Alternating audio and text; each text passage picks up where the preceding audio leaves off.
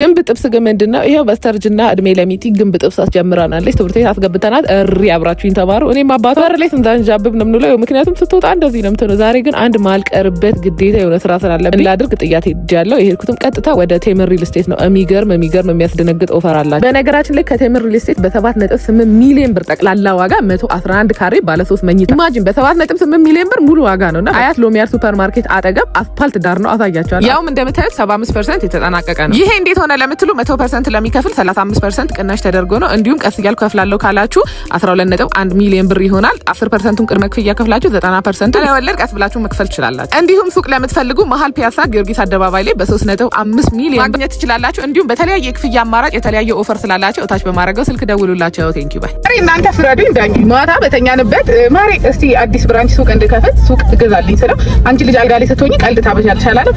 እኔ ሶስት ልጅ አልጋ ላይ ሆኜ እየወለድኩለት አንተ በጣም ኬቨን ሃርተን ሆነ ይመስላል። የፒያሳ ሰፈር ልጅ አግብቼማ ፒያሳ ላይ አንድ ሱቅ ይኖረኛል ብዬ ቆርጬ ተነስቻለሁ። በነገራችን መሃል ፒያሳ ጊዮርጊስ አደባባይ ጋር ለወርቅ ቤት ብትሉ ለካፌ ለልብስ ቤት ለማንኛውም አገልግሎት ወይም ዱባይ ስታንዳርድ የሆኑ 20 ካሬ ሱቆችን ቴምር ሪል ስቴት ይዞላችሁ መጥቷል። ግራውንድ ፍሎር ላይ በ7 ሚሊዮን ብር ጠቅላላ ክፍያ ነው የምታገኙት። ቅድመ ክፍያ 2.8 ሚሊዮን ብር ሲሆን ደግሞ በአመት ከ6 ወር ያለ ምንም ወለድና ዋጋ ጭማሪ መግዛት ትችላላችሁ። በነገራችን ላይ ከአንደኛ እስከ 5ኛ ፎቅ ያለው ሁሉም ተሽጦ አልቋል። አሁን ቦታ ያለን ግራውንድ ላይ ብቻ ነው። ስለዚህ ቶሎ ደውሉ። ፊት ለፊት የምታዩት ደግሞ 10,000 መኪኖችን የሚያቆም የመኪና ተርሚናል አካባቢ ላይ ምን ያህል ሰው እንደሚበዛ በዚህ ማወቅ ይችላል። ፒያሳ ላይ መኖሪያ ነው ፈልገው ካላችሁ እጃችን ላይ ያለ እታች በማድረገው ስልክ ደውሉ። ቴንኪው ባይ።